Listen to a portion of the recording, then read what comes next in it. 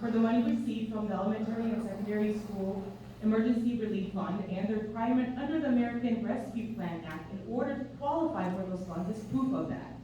You don't care what the parents decide, you don't care about the kids, you don't care about their health.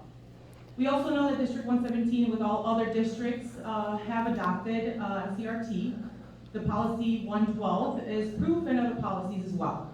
As you don't care that you're creating racism. You talk about bullying and against racism, you guys are creating it. But what was really disgusting to see was two Lakes high school admin yell and bully parents because we were making other parents aware of what the school board and schools are doing by passing out flyers. You talk about bullying, that's what they were doing.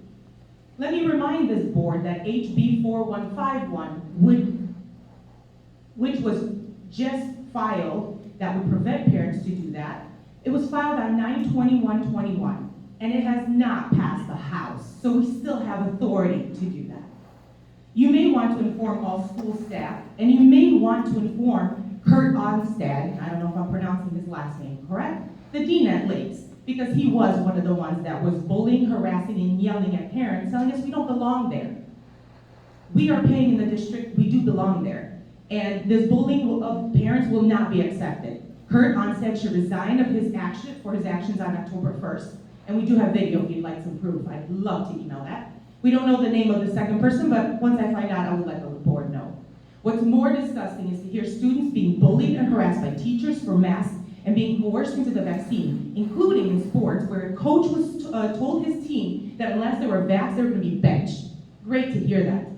I pulled my kids so they can breathe freely and not be indoctrinated with CRT, but they're suffering because they miss their friends, the ones my 15-year-old has known since he was 3 years old. I was able to pull my kids, but why should I? I shouldn't have to. And how many parents have no idea what CRT even is?